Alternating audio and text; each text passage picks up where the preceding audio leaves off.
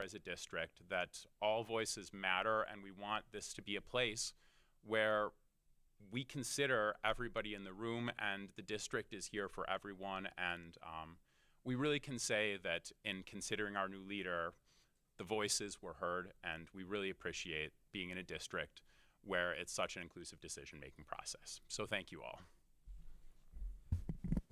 Thank you, Mr. Johnson. Next up, we have our student report. Layla Schroeder is here with us, so you may go ahead and turn on your mic, Layla, and let us know what's happening at the high school. Hello, my name is Layla Schroeder. I'm an Oregon High School sophomore, and I wanted to share some of the current events at our school. Semester is coming to an end, and finals are right around the corner. Kids are preparing and studying hard, but so far the highlights have been stage door, the school's play. It's been going very well. I know kids have been practicing. I personally have a lot of friends, and they're working very hard. I also want to mention Student Council is putting on a snowball dance. It's the 31st of January, 8 to 10 p.m. And I know last year it didn't end out so well. There wasn't many people that showed up. But this year, I know they've been working very hard, and it's a very big deal. When it comes to co-curriculars, boys and girls wrestling have been competing hard and doing really well. I know girls are still looking to fill weight classes, which is really big. They have one of the biggest programs that they've had in quite a while, and it's quite amazing. Boys hockey team, I've heard that morale has been high and has had a huge attendance from our high school students. POMs have regionals in 11 days, and I think it's really important that we support all of our sports, even the ones that aren't as conventional. I also know that we have an LSU bake sale coming up this Thursday. It's second hour after 8th hour in the Commons, and they've also been working very hard setting it up. You may have seen posters in the hallways of the school, and I think it's all really important to mention and recognize. Great. Thank you, Layla. Thanks for joining us. All right, so we'll move on to our action items. We'll start out with our WASB resolutions. So I believe I'm going to look to Dr. Bush for this. You're our Caleb's been our WASB rep for a couple of years now. This will be, I think, your second year in that role. All right, so take it away. Thank you. Yeah, this is my second year as the delegate to the WASB Assembly, which will be coming up at the convention next week. I shared over the weekend kind of my general perspective I counted 12 resolutions this year that we'll be discussing at the Assembly. And then in the materials for this week's meeting, the administration also was nice to provide us with their general perspective on the resolutions as well. Conveniently, my read and the administration's read are very closely aligned, which I think speaks to kind of how I think everyone kind of sees the resolutions in a similar light. There's a number of resolutions. I don't necessarily think we need to go through all 12 of them, but I think it is worth highlighting the ones that, and I have to let me just scroll down to the, this is C1 in the packet for this week.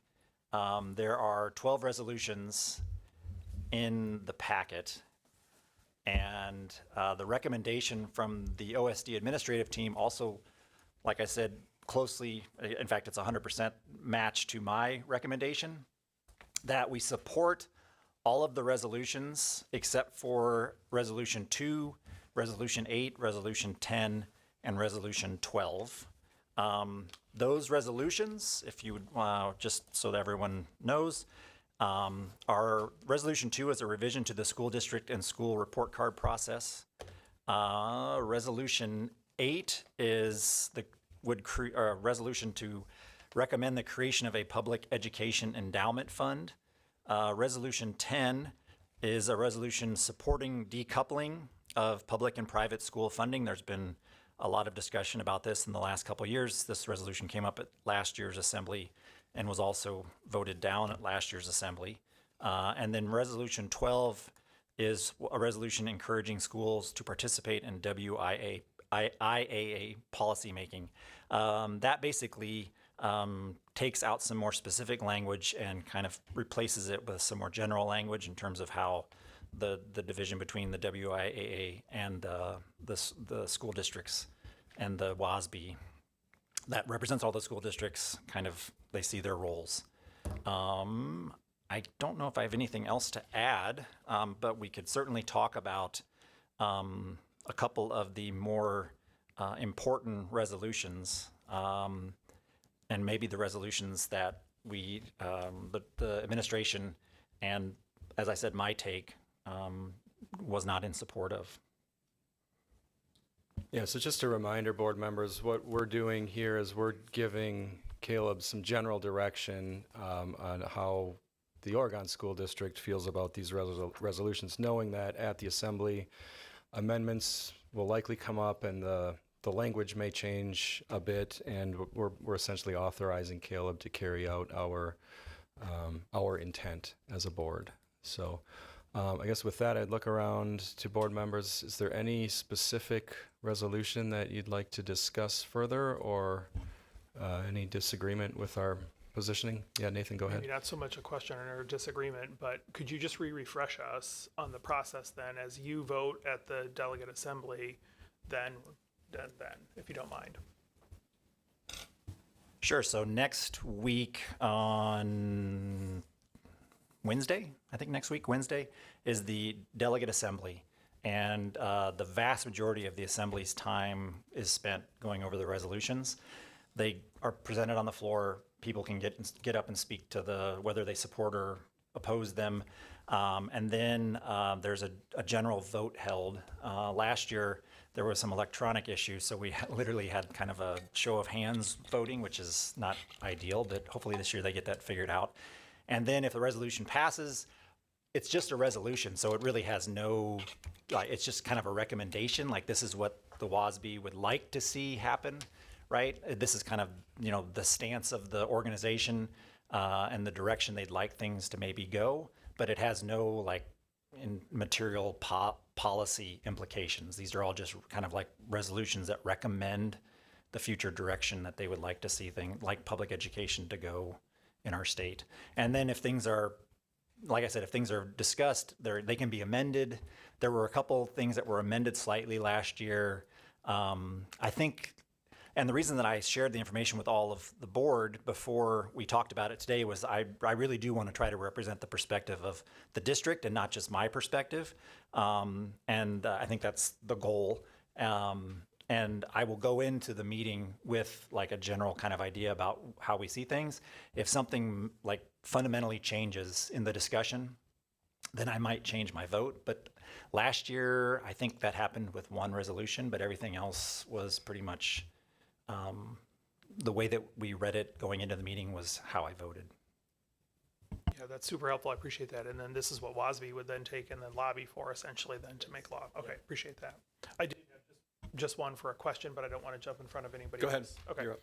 The one was on the universal lunch offering. And so fully support that as a directionality, right? But I think the practicality of that, if that were to become funded, right, as the saying goes, there's no such thing as free lunch, or knowing there are many other things that we are currently not funded in, is that where we would want to put our thing, right? A lot of kids get benefit from making their own food at home and taking their own, and there's certainly families that can afford that.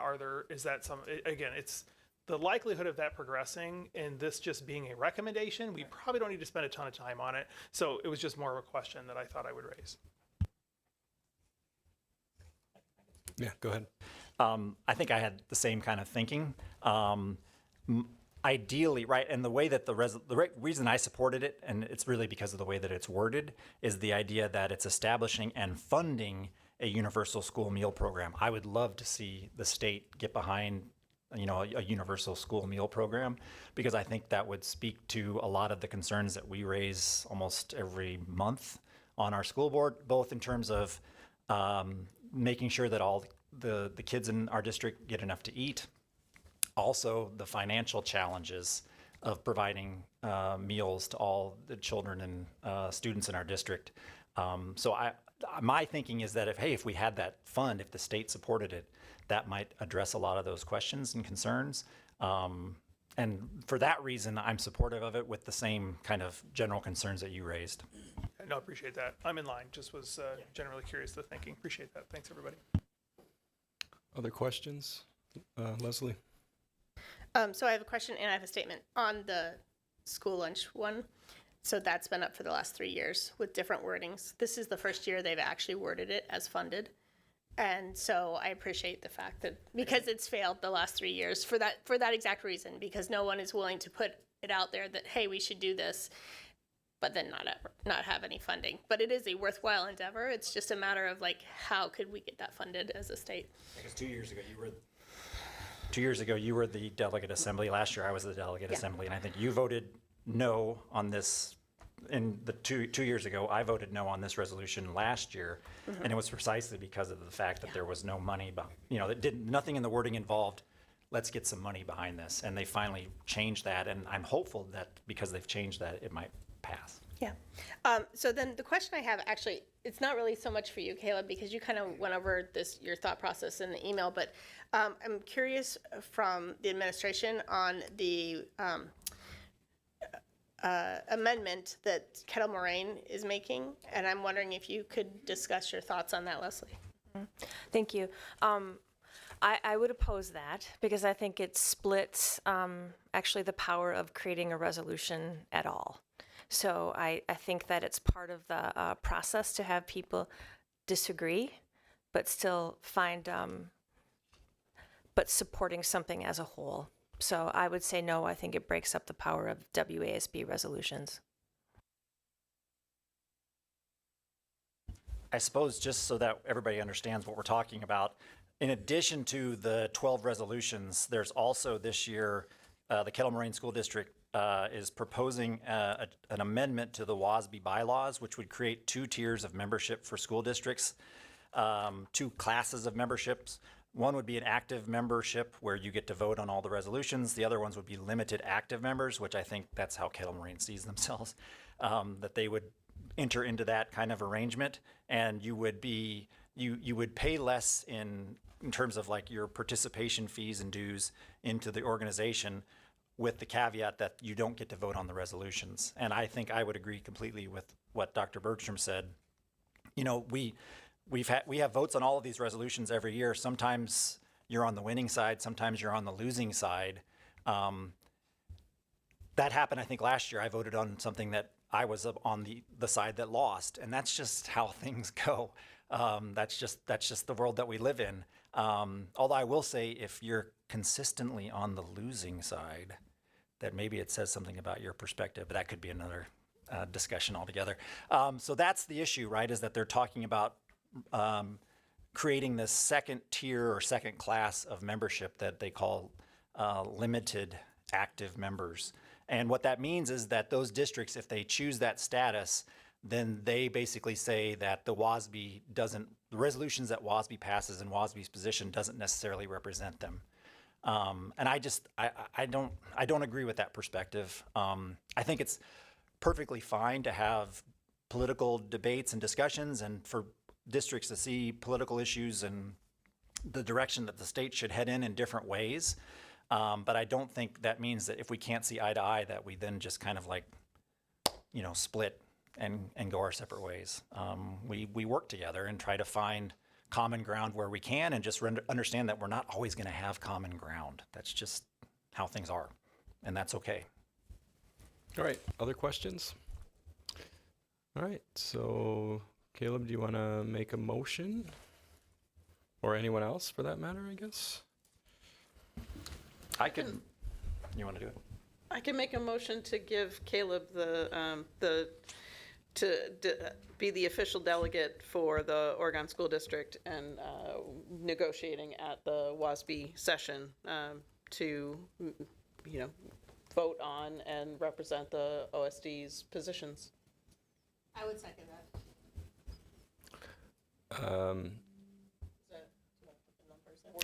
Yeah, I think we should follow the recommended motion that's in the packet, and we should consider adding discussion about the amendment regarding limited active members of WASB, just so that we're very clear on the direction that we're giving, Caleb.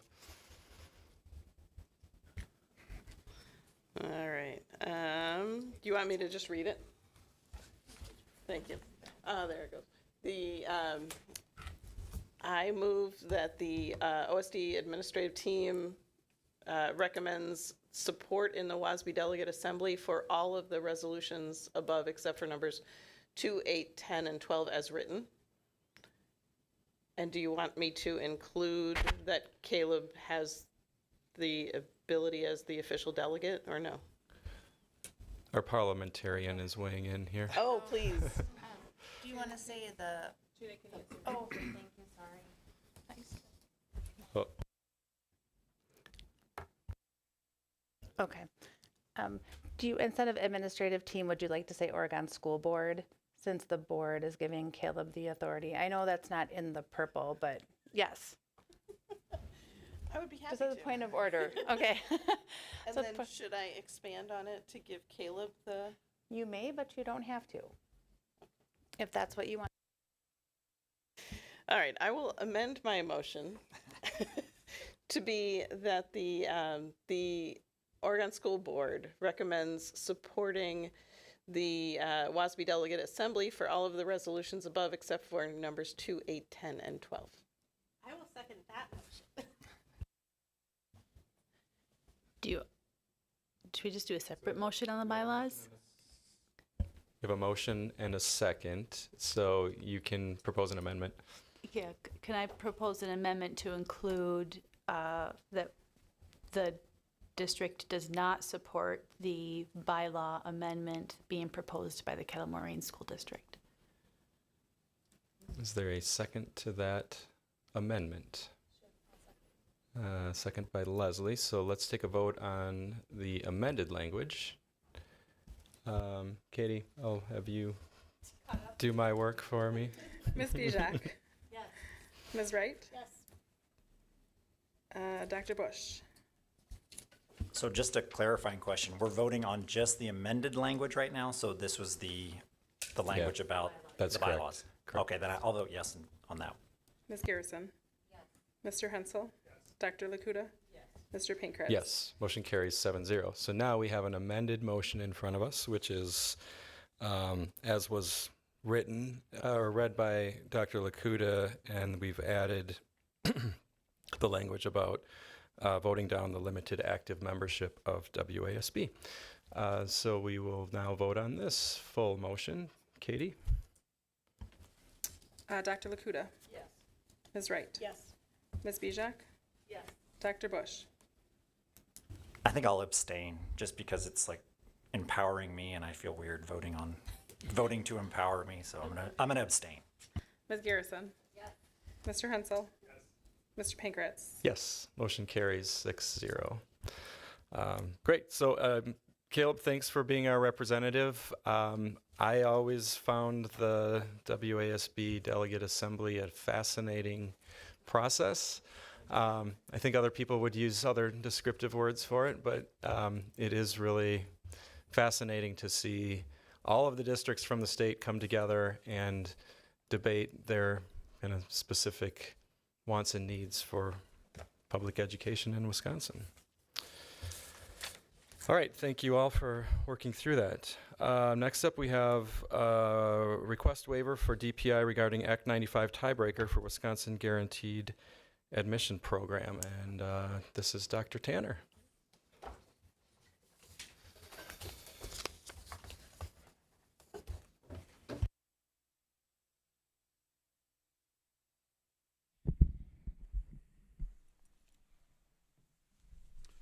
All right. Thank you all for this opportunity. And tonight I'm bringing forward a recommendation related to the Wisconsin Guarantee Program, which we've talked about before. There they go. That's better. Also, it's called Wisconsin Guarantee, or Act 95. This is a program that provides guaranteed admission to certain universities in the UW system, now called the Universities of Wisconsin, for students who qualify based on their class rank, essentially, at the end of grade 11. So by state statute, districts are required to identify the top 5% and top 10% of students using only GPA, and we are required to post it on their transcript and to inform them that they are in the group that is automatically admitted. The top 5% are guaranteed admission to UW-Madison, and the top 10% are guaranteed admission to, in addition, UW-La Crosse and UW-Eau Claire. So the challenge that we're seeing for the first time with this year's junior class is that the number of students who are tied with a 4.0 GPA is becoming increasingly common. And so it has more students tied for 4.0, and I'm using the 5% cutoff because that's where it actually is a tie, where the number of students who are tied at that 4.0 is greater than 5% of our class. To illustrate this, the class of 2027 has about 321 students.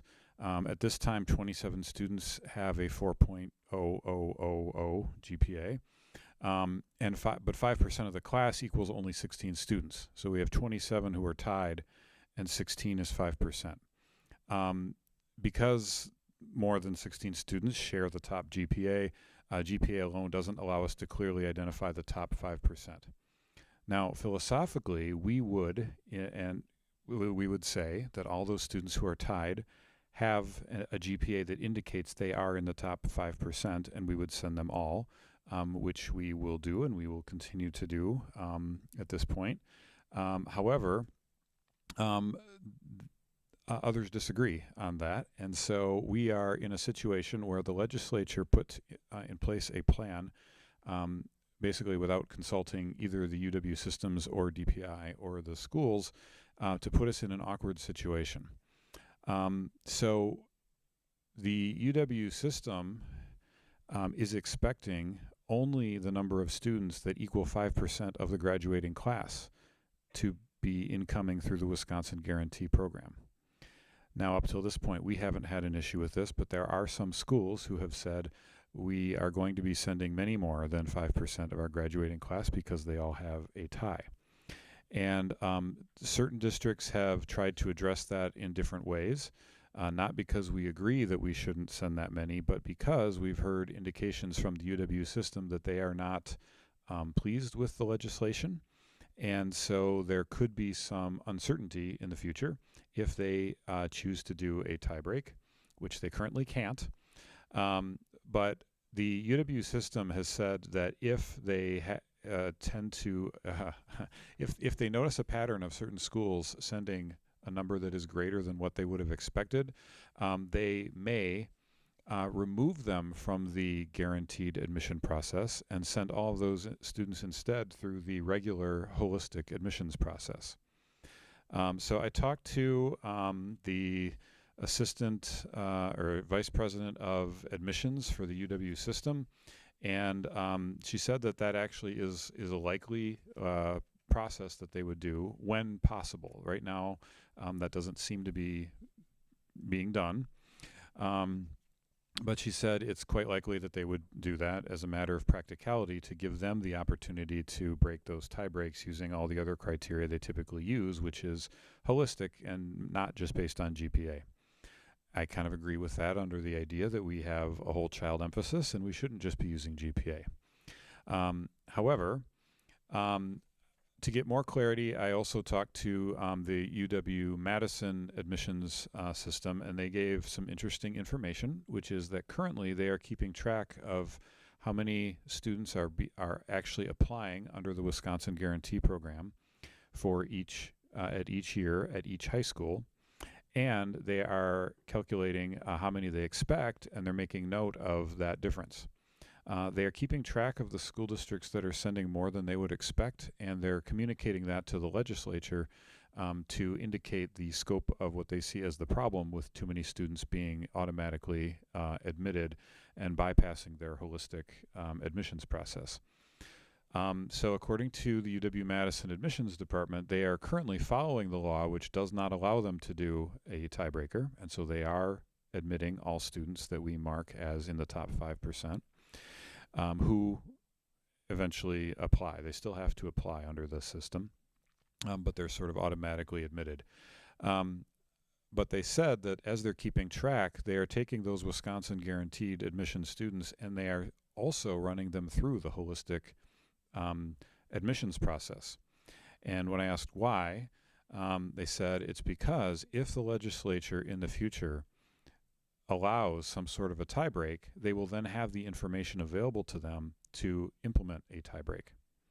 Well, we don't know what that is. And for this year's seniors, the class of 2026, this isn't a problem because they are already they had to apply by November 1st, and it's good.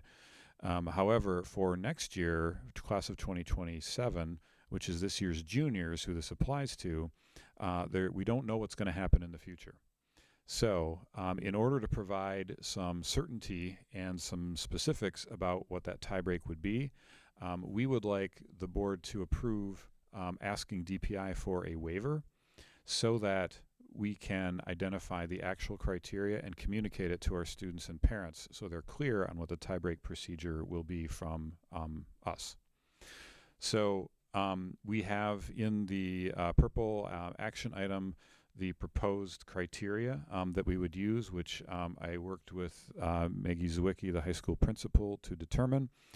It's based off what other districts in the area are doing, and it is also very similar to our different procedure we have for tie breaking for the Academic Excellence Scholarship. I will say that the approach that many schools have taken or school districts have taken so far varies. So some have moved to weighted grades. That's not something that is easy to do. That would require quite a bit of effort, and so we're not asking for that to happen quickly.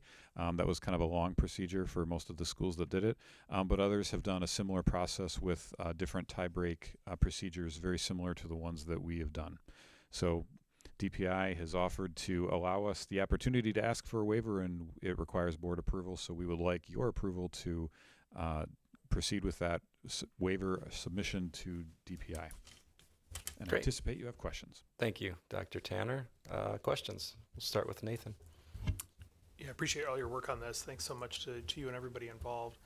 Would the intent be, and apologies if I missed it in the write-up, that the tiebreaker criteria only applies when ties exist, or would that be the new criteria for applying all students in situations when ties don't exist? It would you could end up with a different set if I'm reading it correctly. It would only occur when ties exist.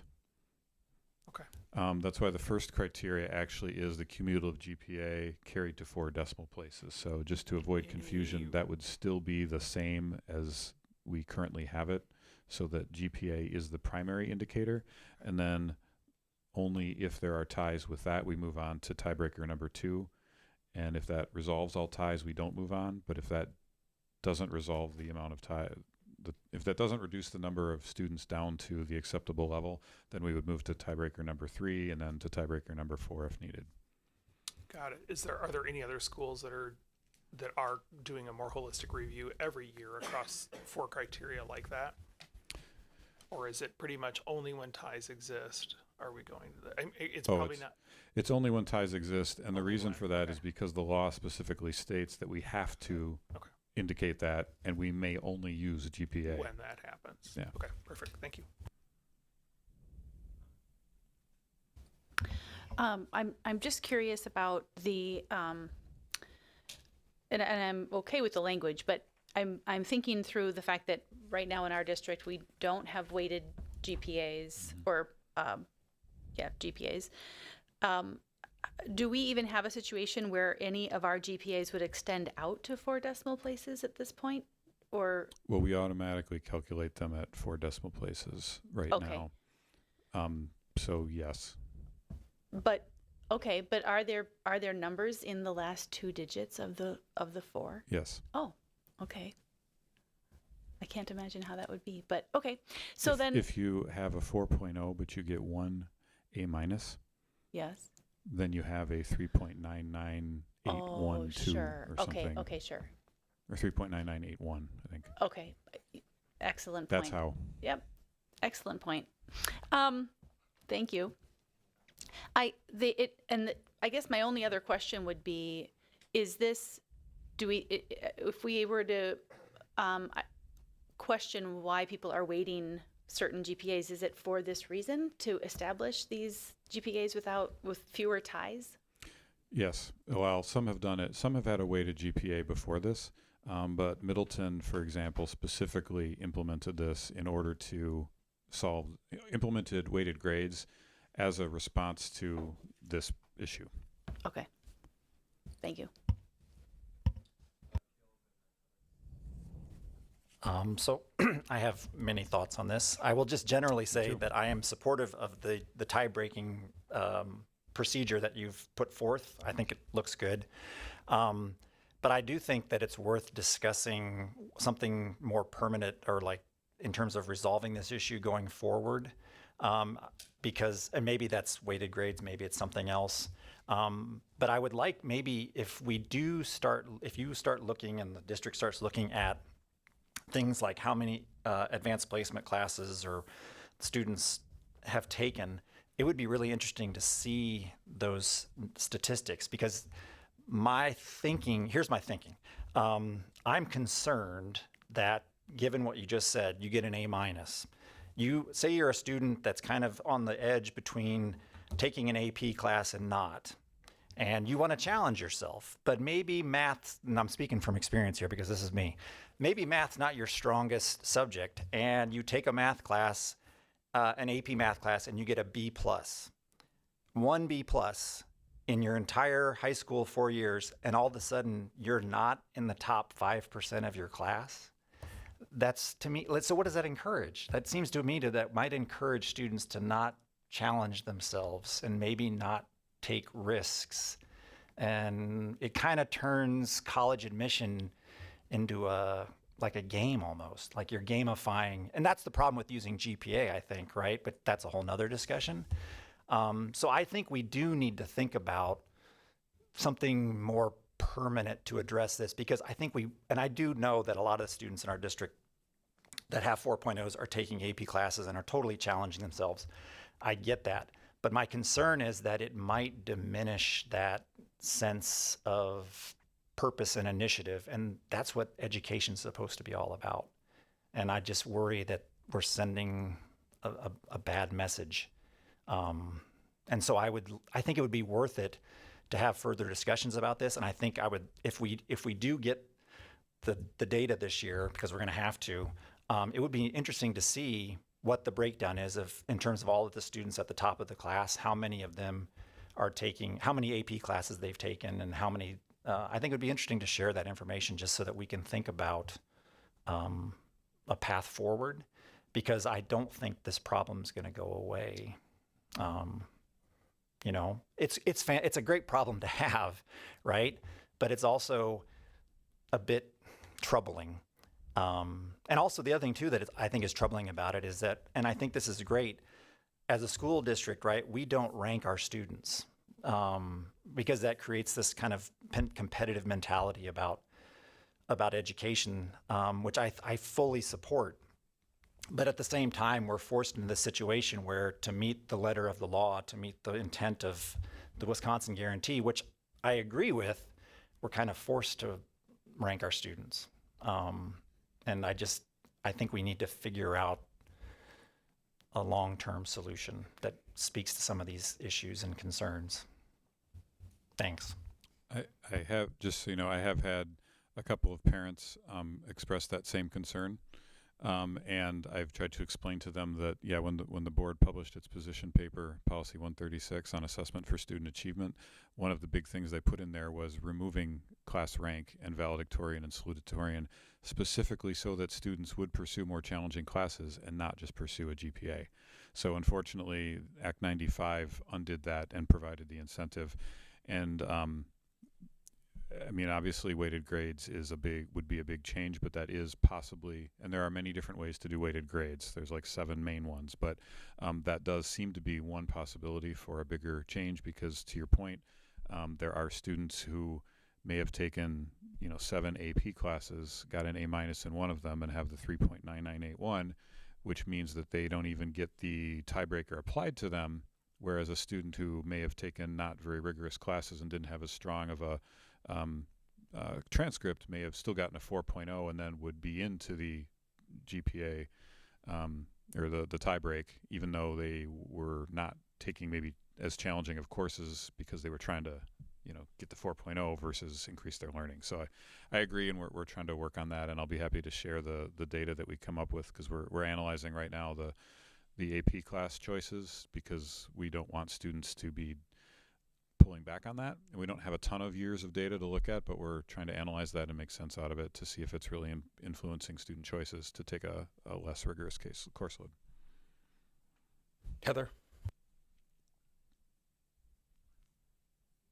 Yes, thank you for this.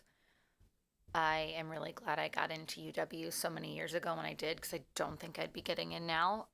But I echo everything that Caleb said, and I also wanted to add, and I apologize if this was already said, the AP part being the second, right? I'm understanding that correctly, that's what follows the GPA carried to the 4 decimals. To me, especially in the conversations that we've had about equity and access to AP, that is a no for me. I understand why. It's not that I'm not supportive and appreciative of you going through this process and figuring it out, but that just does not sit well with me. I understand that equity is baked into all of this, right? So that's hard to untangle, but I couldn't support this with the AP credits, even though on my one side of my brain totally understands it. On the other side, I wouldn't be able to get behind this just because of how that's being the tiebreaker of the tiebreaker.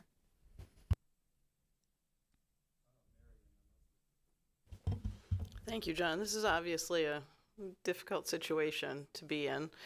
And I have a couple questions. So the law right now requires GPA to be the determining factor, correct? And so that is why it's number 1?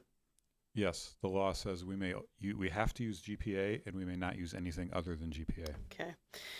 When you had your conversation with the UW admissions, did they give you the list of things that they are planning to track?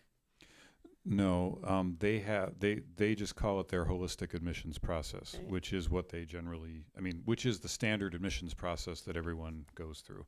And so they don't publish that. It's holistic and individualized, Sure. because they don't have specific Right. cut scores. They couldn't tell you even if they wanted to, because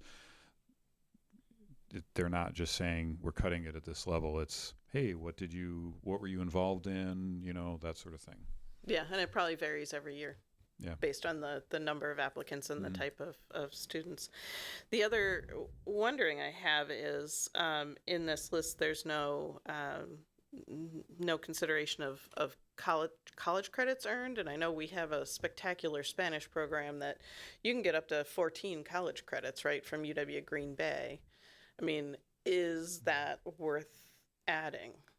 And I don't, from an equity lens, it would only, I don't know how many other of our departments include earning of college credits, or is that simply viewed as an AP course? It's not viewed as it is kind of an AP course, because you can take the AP test after Right. taking Spanish 5. You just automatically get the UW Green Bay transfer credits. You have to sign up for it, though, as Yep. one or the other, right? So Yeah. it's either an AP course or it's a college course. I have to check. I think that's right, but I'd want to double check on that. That's how it was Yeah. 3 years ago. Okay. It's interesting you mentioned the college credit and the dual credit, because right now we're working on clarifying that, because there are a number of departments that offer dual credit right now with either like Madison College or technical colleges or UW system universities. And right now there's a little bit of inconsistency between the Start College Now and the early college credit program. That we're trying to figure out, especially working with Anna D'Amelio with the youth apprenticeship program.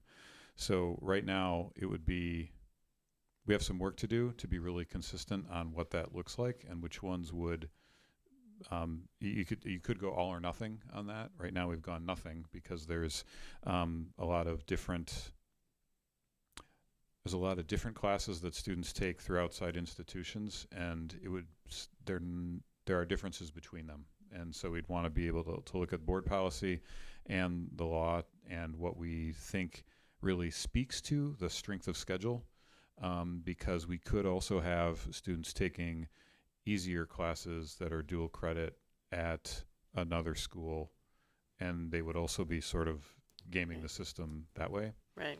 Because right now we have students who can take dual credit classes, but like not for grades, or some for grades, and some are through outside classes, like a biotech class that isn't taught by a university, but it's still considered, they still get credits for it, but it doesn't count toward their GPA. So there's just a lot of like confusing interrelated aspects that I think we need to clean up first before we would add that, which doesn't mean we can't do it in the future, but it's not something that I think we could do now with a really clear explanation. And the point of this is to provide clarity for students and parents. And so my last question is just so that I understand the yes/no vote here. If we vote to request a waiver, the benefit is that UW-Madison schools will not essentially remove us from the Wisconsin Guarantee program because we have too many. We're reducing the risk that would happen. Right. Do we have any sense what that risk is? Sorry, that's an extra question. I think it's hard to say. Last year I would have said it's extremely low because we were right on the cusp. This year, it really depends on how many students. I don't know. It's really hard to say. I don't know how strict they're going to be. I don't know what they're thinking. There's a lot of political stuff behind the scenes with a lot of this, so I don't know. One last question, then I'll stop. Sorry. Do you have any idea of how many other schools across the state are in this position with like significantly more than 5%? I don't have a good sense. I will say in Dane County, it's quite a few of them because most of them have addressed this in one way or another. Some have chosen to not address it, but they've acknowledged the problem. Right. And said, like Madison School District has said, we're going to calculate GPA out to 2 decimals and we're going to send everyone. So they've acknowledged that it's happening. They've just have not chosen to address it. Others have done various things, which are in the weekly to give you information on what some other districts have done. Okay, thank you. It's a problem that we want to have, right? But yeah, I mean, it's great that our students are doing well, and honestly, most who are at a 4.0 are likely going to be admitted to whatever school they want to get into in the UW system anyway. So I try to calm parents who are concerned because like I haven't ever heard of a student who had like a 4.0 from here and wanted to get into Madison and didn't. I mean, I don't ask every student, but I mean, that seems unlikely, and most places have said, yeah, that you're going to get in anyway. But I know that people, when it's your child and you're looking at that, you want to know exactly what the procedures are, and so we're reducing the risk of that decision being outside of our control so that we can communicate it to parents and also honor the intent of the law, which was to take the students with the highest, strongest transcript, highest strength of transcript. So it's our best attempt at finding a solution to a sort of catch-22 problem. John, to follow up to Mary's question about likelihood of rejection, do you have a sense for, say, UW-Madison, our 5% is 16 students. We've got 26 students that are at a 4.0. But my assumption is that not all 26 students are going to apply to Madison or want to go to Madison. So if 10 of those or 15 of those students don't apply, and our number of students from Oregon School District that actually apply to UW-Madison is under that 5% criteria, does that increase the likelihood of them getting through without rejection, or do you have a sense for how that paperwork side of it works?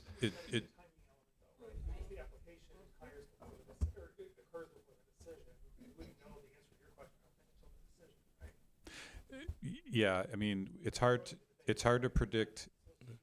It's hard to predict the timing of when the legislature might take action on this, but we have to report it in June, and then applications are due on November 1st, and then decisions are made in January, because you have to use the early application deadline if you're doing this. And so there's that whole space between June and like January when something could happen that we don't really know.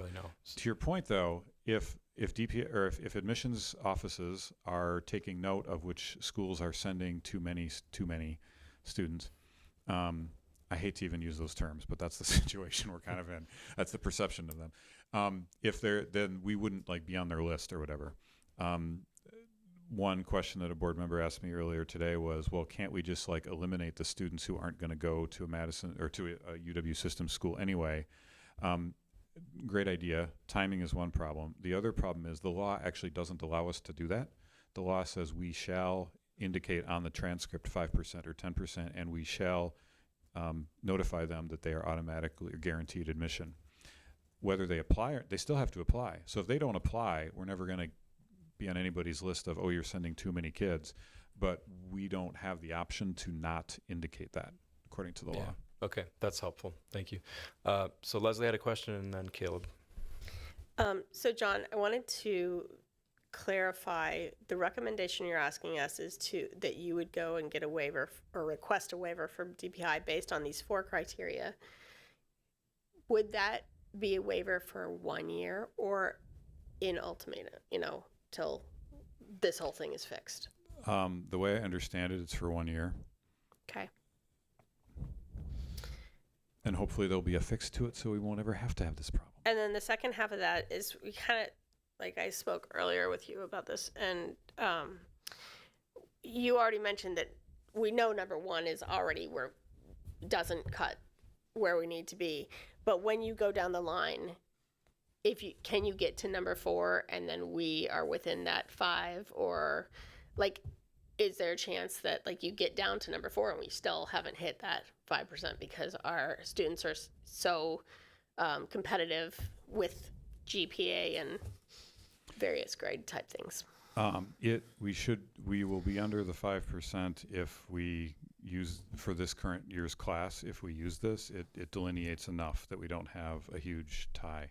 Okay. Now, that's all based on the calculations are not based like now, like we have a semester ending coming up, and so that could change things, but it'll probably only change things for like make it easier to do it, because the farther kids get, like I think there were like 60 kids with 4.0s at the end of their freshman year, and now we're down to 27 or whatever. So I mean, as things go on, things happen, classes get harder, so it might be less so as we progress. So, but currently, where we stand, this should provide a definitive way to narrow it down to 5%. Okay, thank you. Caleb. I think you answered the question I had why I raised my hand about, but I want to ask another question very quickly, and then I think we should probably make a motion. But my question is, because I've never thought about it for all school districts from the school district side. At UW-Whitewater, I teach a number of classes that have high school students who enroll in them and take the class with me for credit. I have never thought about it, but is it a universal thing? Is there one universal rule about those classes in terms of if they take a class with me at UW-Whitewater, does that class count toward their high school GPA, or are they doing that just for college credit? Are some districts different than others in terms of do they count it for high school GPA and not? Districts get to determine that on their own, and so there's not a universal rule about how that's counted toward the high school transcript. I mean, I guess that just further kind of adds to my concern, because I think about a high school student who's like pushing themselves and they're going to take Intro to Soc with me and they get a B+, right? Which is a good grade in college, and it's a good grade everywhere. And if that counts toward their GPA, all of a sudden, right, they're pushed out of the top 5%. So anyway, I just had that question because I never thought about it across the board for all the different districts and the students, how that would affect I know they're doing it for college credit. That's always my lens because I'm on that side, but I never thought about it from the other side. So thank you.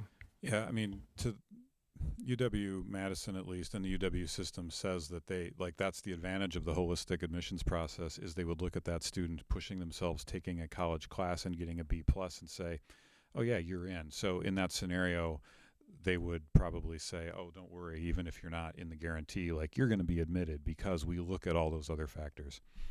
So that's hopefully a good thing. It's just not as reassuring to explain to parents. I'm going to go to Layla. Hi, if it's all right, I'd really love to offer a student perspective on this. So I am obviously a sophomore, taking my first AP this year, and I'm planning to take several APs next year as well. And I think that this could honestly be resolved by something like a weighted GPA, like permanently resolved. I know other school districts in the area do that, and I know that it has also been a conversation for our school district. Now, obviously, I don't have the perspective that you guys have. I'm a student. But I also know that, like was mentioned before, like an A- could make or break a GPA. I know personally, I'm my first AP right now. I have an A-. I am a 4.0 student, working very hard to get that up, obviously. But those are the kinds of things that could make or break, especially if there's, you said 27 students tied for a 4.0 in the junior class. Those are the same types of things that kind of carry for every class. So I feel like a weighted GPA, things like that, that ends a lot of those tiebreakers. Thank you, Layla. And for clarity, you have the most important opinion in the room on this topic, so thank you for speaking up. Yes. Yes. Leslie, you had another one? So John, I wanted to ask you, when you were talking with DPI, what was their perspective on, lobbying the legislature, or have you talked to WASB about this, or do you have a contact at the legislature that maybe you've had a conversation with a thought that they didn't put a whole lot of forethought into how this was going to work on the ground? Conversations with DPI have been them saying, yes, we understand this is a law that does not make sense and we were not asked. So the best we can do is offer you this waiver that we say that we can provide for you. Conversations that I've had with legislators have actually focused much more on trying to get adequate funding for the state, from the state, and increasing the special ed reimbursement rate. This is pretty far down on the list, and when you're talking to legislatures, as I have the past few years at the annual superintendent's conference, we go in and they're like, you need to keep one message, and we're all going to say the same message. I was kind of hoping that this issue would come up for the WASB resolutions. Kind of disappointed it didn't, but that's where we're at. But hey, bring it up. Can you bring it up? Can you just bring a whole new thing? We should do it. I think you can. I think you can. Yeah, I think you should try that. All right, so Mary? So I know you mentioned developing a weighted GPA is not an instant solution. I think I'm curious to know how long that realistically could take, because is it worth not getting the waiver, sending all of our kids, and hoping that we have a weighted GPA in place before UW-Madison makes the decision? I would not recommend that. It takes it would take probably like at least a year to do. And the other issue that you have to look at is trying to get it in place and apply it to this year's juniors would mean we would have to retroactively apply it. Middleton did that. They actually did a retroactive recalculation of GPAs based on weights, but they didn't do it for the current year. They did it for like 2 years down, which are fewer students who'd taken AP classes. So when doing, because we have thought of that, but when doing that, you have to be really careful, because the clarity that we're trying to provide for parents and students could actually become less clear if all of a sudden you're retroactively recalculating GPAs. So that's a delicate balance that we want to do. So I wouldn't recommend waiting until for this class year to do a weighted GPA system. However, if we get to that point, then we would want to have a bigger conversation about when it's enacted to minimize confusion. Apologies if I wasn't clear. I was thinking for this year's cohort, we simply send everybody, right? We send more than we're supposed to, as we are implementing a weighted GPA for next year's cohort. Is that, was I?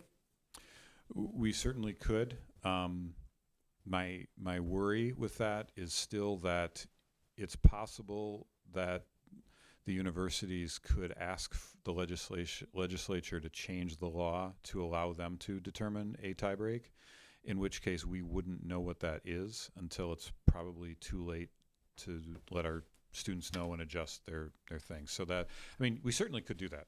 That's an option. You can just say, no, we're not going to do this now and we're going to wait. However, to provide I would recommend doing this just because it gives us the chance to determine what those criteria are going to be, and we can communicate it to the parents and students rather than risking, I'm not saying it's going to happen, but risking that the legislature can implement a different tiebreak procedure for the class of 2027 during the process of their application.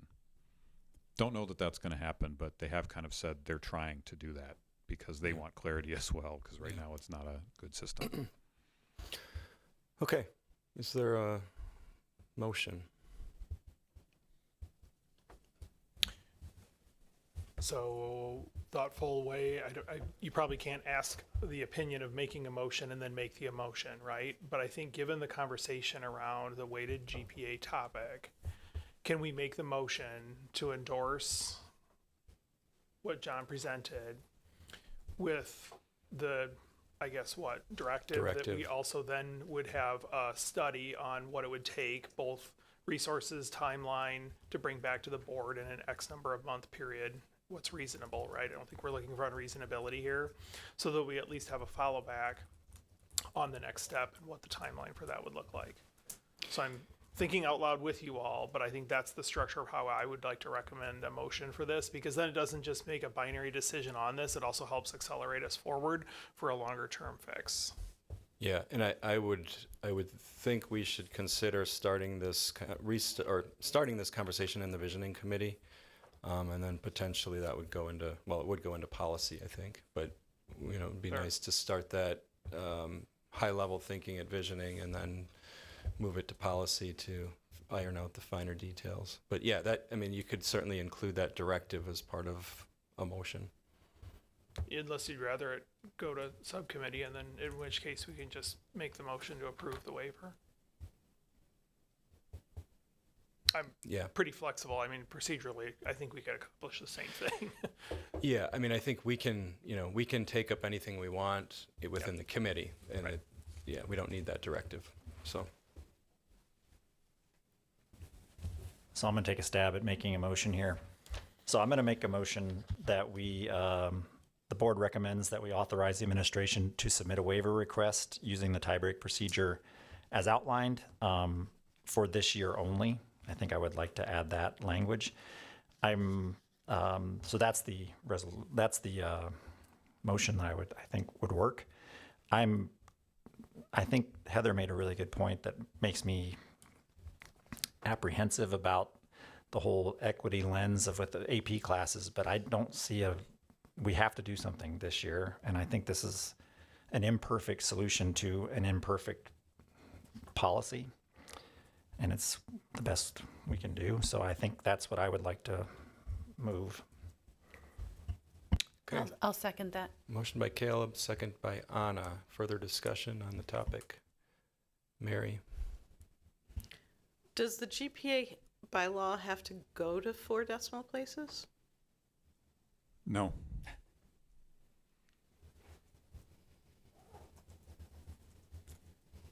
However, we currently do calculate them to 4 places. I know. What do you think? Go to 1 and then round everybody up to 4 and then really? No. I mean that I'm just wondering whether, you know, going to to 2 decimal places then gets us a little closer to a weighted approach? It would actually Make exacerbate it the worse. problem because we would have so many more students who we would have to apply to the tie break. All right, thank you. Other discussion? Heather? I guess I'm foreshadowing that I'm going to be voting no. That's probably illegal. I'm foreshadowing my thoughts on It's this. not illegal. In that I understand and I appreciate that Caleb added in the 1-year thing, but I think that, the makeup of the board changes over time. It's like, oh, this is what we did last year, and then it's just a slippery slope. So while I appreciate that, I just can't get behind it. Not saying don't bring me problems, bring me solutions. I don't have one, but this just doesn't sit for me. So Caleb? This is the last thing I'll say, I promise. I think I completely understand what you're saying. And I think my hope is that in our discussion today, we've kind of given Dr. Tanner the sense that we would like a more permanent solution. I think your comment, right, about this is also really worthwhile to consider, right, because it's coming from a student perspective. And I think also we've had kind of this idea that maybe visioning can take this up. And I think we have some paths forward that I would hope would get us to something that's a more appealing fix to this problem in the next year. So that's kind of why I thought 1 year only, with completely understanding what you're saying. So.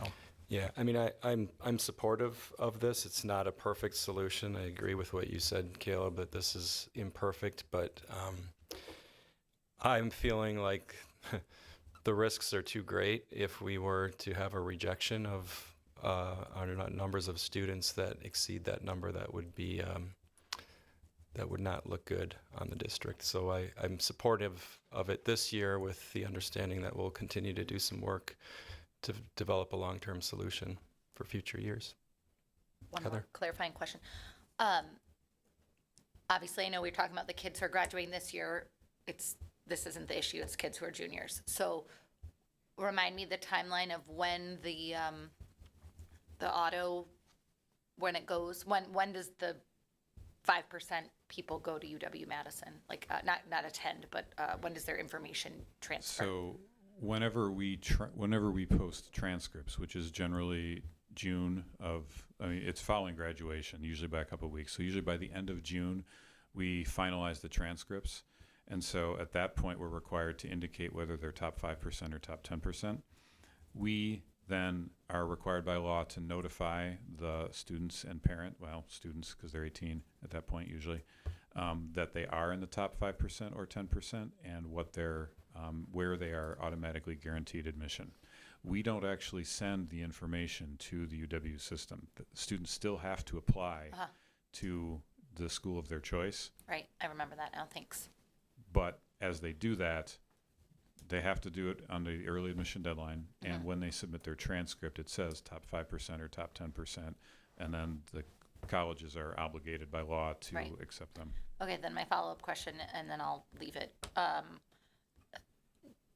What is your timeline for communicating this to, should it be approved, to parents? I guess where I'm getting at, and I think there's a motion on the table, is we've had some good discussion tonight. It seems like ramrodding this through is unnecessary. I'm not saying we should all of a sudden come up with a weighted grade solution by the next board meeting, but just curious what is pushing this timeline, and if there is something pushing this timeline. I think the pushing the timeline is simply to give people as much notice as possible about what the criteria are, so that they have more notice. I mean, that's pretty much it. I guess there's not really I guess it kind of depends on the board meeting. I mean, I kind of had this on for started working on this months ago, knowing that this was an issue, beginning of the school year, and put together the information in November. So I think it's important to have, and I mean, we'll wait until after, in 2 weeks when we have final grades and they're posted, we'll wait and see if that Right. somehow magically leaves you. I hope not. That means that students did poorly. Right. But I'd like to have it, just give people as much advance notice as possible so that they're not surprised closer to when they're applying or making those decisions. Okay, and then just to be clear, so it's given this timeline, kids have already, isn't going to be any registration for additional AP classes, or there will be in the time between this all happening for the junior class? Well- Like, it's almost a look back of what they've done, there's no way for kids to get more AP classes. The only thing that could happen is that students, if they're unsure about what is going to be the criteria, they could drop AP classes for the second semester of this year in an effort to Make sure they take- get the 4.0. make sure they get a 4.0. We are researching that. We have a qualitative one where we're looking at anecdotal data from guidance counselors to find out if they, or college counselors to find out if that seems to be the conversations. And we're also trying to do like an analysis of student course choices to determine if that's a factor.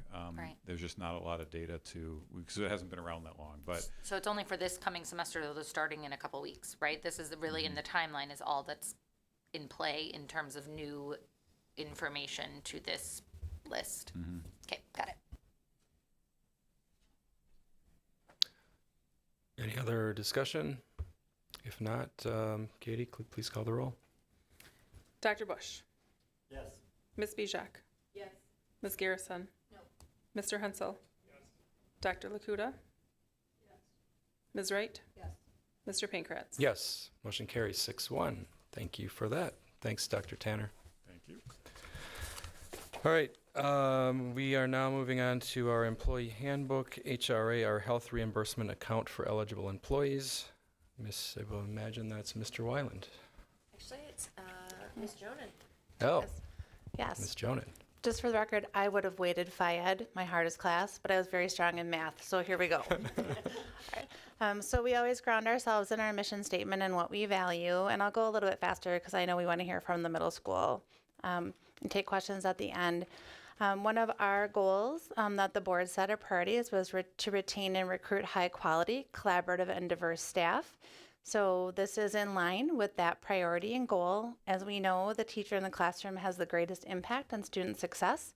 And so we also know in looking at our data and our staff surveys that our post-retirement benefits does not retain or give us the ability to recruit new educators to our district or educators that are not legacy. And I'll talk about that in a moment. But first, I want to ground ourselves in what the purpose of post-retirement benefits is. So the purpose is to offer a bridge to Medicare to provide for a retirement prior to Medicare. Okay, so it's not to leave your children a lot of money. It isn't to pay for other things than health insurance, right? That it really, we have other vehicles to do that. But the purpose is that to allow people to retire prior to Medicare and have a source for health insurance. So with that purpose in mind, I'd like to talk about what our current benefit is. And so we currently have what we call legacy employees. That is something that was in effect when I started here in 2012. That staff who are at least 55 years old with 10 years of experience as of July 1st, 2011. So those folks would have at least 25 years of experience now, that they are eligible for 4 years of board contribution to their health care and dental care for 4 years or Medicare, whichever occurs first. Right now, Medicare eligibility is age 65. It can be earlier if there's other things that occur, such as a long-term disability. But for the most part, we assume age 55 right now. That is subject to change by federal law. And retirement means that you collect your WRS annuity. So we have a group of people that we call legacy. That group does not change, right? Because they're locked in. So I'm not talking about them right now. We'll come back and talk to them about them at the end. So that group gets smaller every year because those folks retire. And so looking at really what do our non-legacy employees have? And I will note for the record that I love these pictures, so they're in here, but it doesn't mean that these staff members are retirement age. Okay, so for our staff who do not have that years of service requirement, we call them non-legacy. So what we have in our handbook right now is that it depends on what health insurance plan they're on in the year they retire. If they're on the family plan, they get $1,000 into a 403B for their years of service. So someone's retiring, they have 15 years of service, they have the family plan, they would get $15,000 into a 403B. If they're on the single plan, we would take that 15 years times 500. If they don't take our insurance at all, you take 15 years times 250. That benefit does absolutely nothing to retain people in our district, and it does nothing to help me recruit new educators to our district, because many people, if they're in Dane County, they have a better benefit in their current district. So that is the goal of this entire benefit, is keep our highest quality educators and staff here. So what are the challenges with our current benefit? And I'm just going to focus on the non-legacy benefit, is that when we put money into a 403B, when you withdraw it, that money is taxed. You have a very limited pool of money to pay for health insurance. Most advisors say your health insurance is your highest cost in retirement, although mortgages are starting to catch up to that. And that benefit ends at Medicare. So in terms of what are we proposing that we hope will keep people here, and we've done a lot of engagement around this topic. So we are proposing that we implement what's called a health reimbursement arrangement, or an HRA, for our non-legacy staff. How that works, and I'm really going to simplify this, is essentially we work with a vendor to set up that vehicle that at retirement we will put a certain amount of money into that HRA. So think of that as a separate fund that the employee owns and controls at retirement. They can take that money and, depending on what the board decides, invest that in certain things, just like you would with a 403B or 401k in the private sector, and that money can grow. So they can earn interest on that money.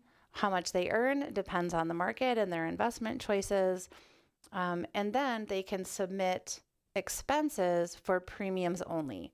So they can use that money to pay health, dental, life, long-term care, vision, any insurance premium. So let's say they retire and they may have a spouse who's working that has insurance. They can hold that money in the HRA, let it grow, and then use it to pay for insurance when their spouse would also retire. They can use it to pay for insurance for their spouse's premiums. They can keep it and use it to pay for a Medicare supplement.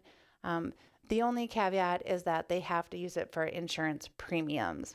The benefit is that when they do that, it is not taxed. Okay? So that is a really significant benefit for our employees. There is a small administrative fee that employees would pay to have that fund and administer that fund. It's about $1 per month. And what our advisors tell us is, even if you're in the lowest, I don't want to say guaranteed, but the lowest risk fund, that the interest would more than make up for the administrative fees. And the really nice thing about the HRA is that they can use it to pay for any health plan. So right now, employees can stay on our health plan at their own expense.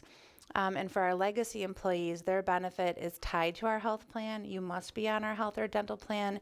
This would allow people to go out into the market or look at other options other than our plan and use it to pay for the insurance that is best for them. So it gives them the most flexibility, and it's tax-free. So who would be eligible for this? So this is what we're proposing, that it would be our regularly employed people, so not our seasonal, not our daily subs. You'd have to be actively employed and in good standing at the time of retirement.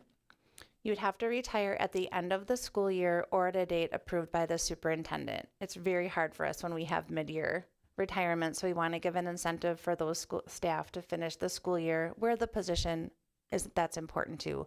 And you have to elect the WRS annuity if you're eligible. So we don't want people to take this benefit and then go work as a teacher in a neighboring school. We want to make sure it's truly a retirement for them to be eligible for the benefit.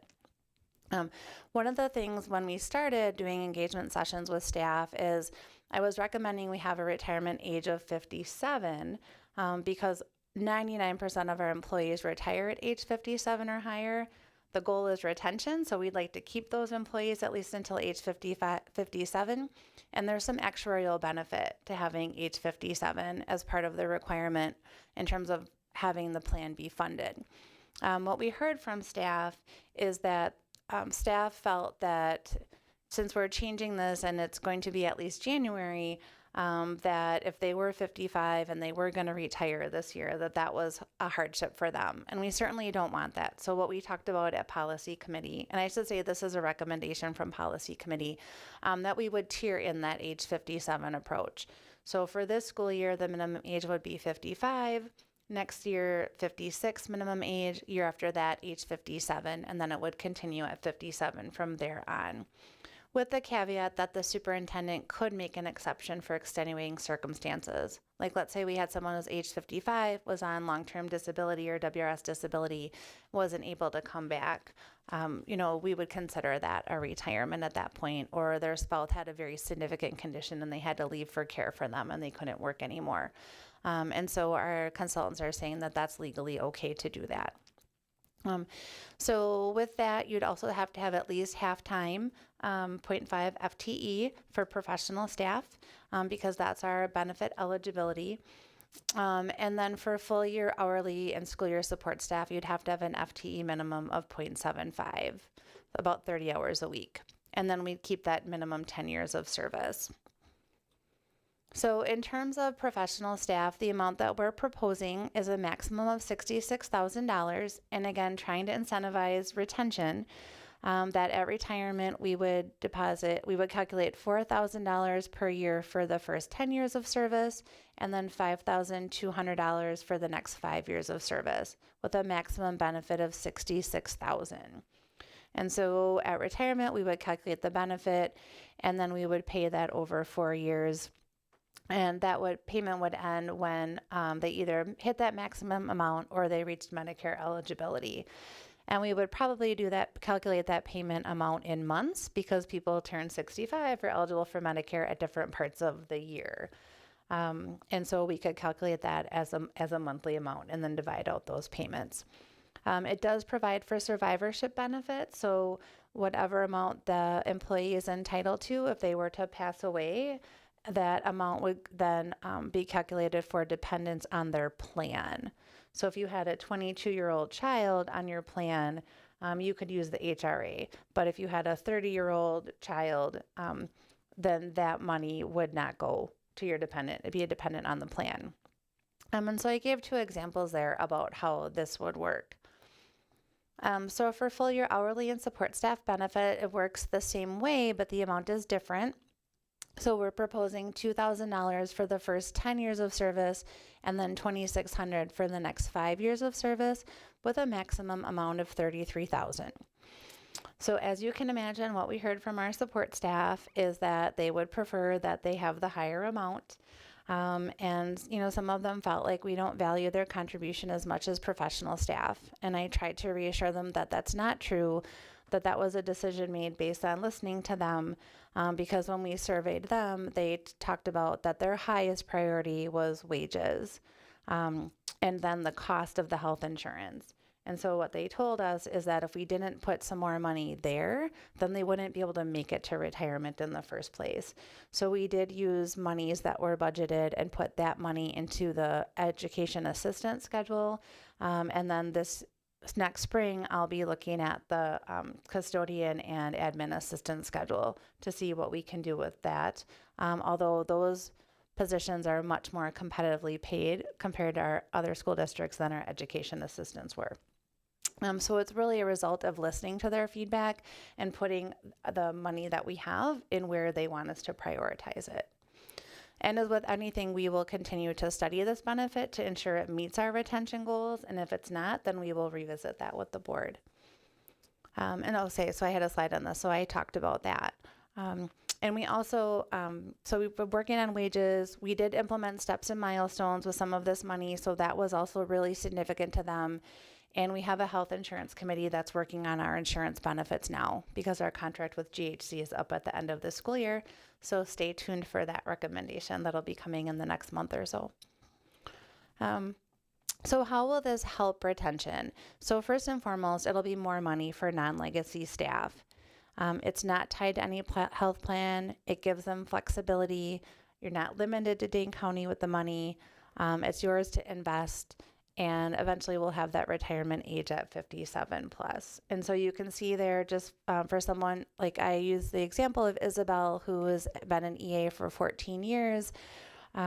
Right now, with the current benefit, the best Isabel can do is $14,000 in a 403B, which can be used for anything when you withdraw it, but Isabel will be taxed on that money. With our proposal, Isabel would have $30,400 to pay for insurance at retirement. So a pretty significant benefit to retain. I would also say, in looking at all of our comparable districts, this would be the best post-retirement benefit for support staff. So even though it is half of what professional staff is, it's better than any other competitor. Hate to say it that way, but that's sometimes how I think about it, anywhere that they could go in terms of school districts. So we're really proud of that. So before I get to the motion, this does come from policy as a recommendation. The last item I will touch on, and these are good questions for Andy if you have them, but this was money that was earmarked as part of our operational referendum. So we feel very comfortable and confident that we can spend or that we can afford this benefit and hopefully even improve it moving forward if needed. We always want to start conservatively to make sure it's fully funded. And that people don't have to worry about that, and then study our impact on retention, and then hopefully improve that just as costs increase over time. So with that, this is the motion that the policy committee approved. Doesn't need a second because it came from policy. At policy, we also talked about the benefit for administrators. And then in talking with Dr. Lakuta, decided not to bring that up tonight, just given the really full agenda that we have. And there was a question asked for some information. So Mr. Weiland's been working on that. So our February meeting will talk about HRA benefit for administrators, and then talk about potentially offering that for legacy employees. Because I haven't had any conversation with legacy employees, but what I've learned through the engagement sessions and from the OEA is they may be interested in this as well, but we haven't specifically talked with them about that. So that'll be what Mr. Weil and I will be doing in the next month or so. So with that, I'll ask Dr. Lakuta, what did I miss, or what would you like to add? I don't think you missed anything. That was perfect. Great. So great intro, Gina. Why don't we get a motion on the table since this has already been through policy? We have the policy motion on the table, and so that's up on the screen if you can see it. Do I need to formally make that as a motion? So policy committee does move to make the motion on the screen. I can read it all out if you'd like. Do I need to? No? Okay. Okay, we're good. All right, perfect. So the motion is on the table. We don't need a second. Further discussion, questions from board members? We'll start with Heather. Thanks, Gina, and the policy committee. I have two questions. One, I think I know the answer to, but I see the number 57. Are you saying, just to clarify, that's when most people retire from this district, is at that age? Yeah, so if I look at the data in the last 12 years that I've been here, we've only had, from what I can find, 3 people who retired at age 55, one for medical reasons. Sure. One, their spouse was an administrator, so pretty unique circumstances there. And then we did have an employee who went at 55 last year, but the vast majority of our folks wait until 57 because there's some magic to that age with the Wisconsin retirement system. Yep. Sorry. On the flip side, I guess I'm thinking about, and again, if this is paid out in 4 years, but at 65, it's no longer paid out, right? Once you go to Medicare, or do they get the full amount even at 65 when they're eligible for Medicare? So the way it's designed is we would not pay out after Medicare because that would mirror the legacy, right? So if you retired at 64, you would get like 1 year of payout. Well, We'd look at months. Yep. Right. Yep. So that's, I guess, and maybe I'm just not understanding this, but if this is a retention piece, I realize retention happens before 57, so I'm not saying like all of a sudden we're trying to retain 60-year-olds only, but if this is a retention piece, doesn't this give you the push to retire? Like if you were like, oh, should I retire at 61 or 62? 62, you'd be losing out on a quarter of your payout. Wouldn't that mean you'd be going at 61? You could, right? I think the challenge is because we have the legacy folks that it also stops as Medicare. We didn't want to have a situation where the non-legacy actually got more benefit than the legacy because there's such a years of service difference. Okay. And then also, yes, and I've talked to employees about that, but you're also, if you think about what your salary is, like you're making a salary, right, for the year and you're getting WRS years of service. Right. So, So that might whether count you're it. losing, I mean, yes, you might be losing some money based on this benefit. And I think that's something I want to look at with retention. I would say our legacy teachers that have the 4 years of board contribution really tend to work till age 61. And that's not surprising, right? Because 61, 4 years gets you to Medicare, right? And so I would say most of our teachers retire in that window between like age 58 and 61. Okay. So yes, you're right. And I think once we don't have two buckets of people and we get everyone on the same page, we could definitely revisit that. Okay. But since we didn't want to have that disparate impact, and we have consultants that study this and make sure we can fund it, right? And anytime we change something, then Right. they have to go back and Yep. do another study. Yep, So, that was just something I wasn't no, noticing. you're absolutely right. And that's what we wrestled with too. Okay, and then the second thing is, I understand that we can, like, you feel comfortable that we can fund this. This is in the budget, so to speak, or would be. I guess my question is, I'm not saying I'm not supportive of using it for this, but right, if you have a bucket of money to use, like, is there something else that we are allowed to use it for that is more meaningful to retention? Or are you coming, I guess my question is, let me clarify, are you coming saying this is the number one thing we need, or is this just something that can be tackled and is helpful to you? I just get nervous because it is an increase in money, and so where was and again, just coming from policy, if someone could shed lights on, like, what about the current costs of insurance going up, or whatever all the other things that you would no doubt do if you had funds to retain people? And I've been wrestling with that for 3 years, which is why this was passed in 2022, right? And we're in 2026 talking about implementing. And so I would say in getting all of the data from the staff and doing the engagement sessions and working with the OEA, right, is that not surprisingly, people's number one preference come back as salaries, right? And we know that we have to be competitive from a salary standpoint, and it does nothing to keep you here, right? It's an every year battle that we talk about all the time.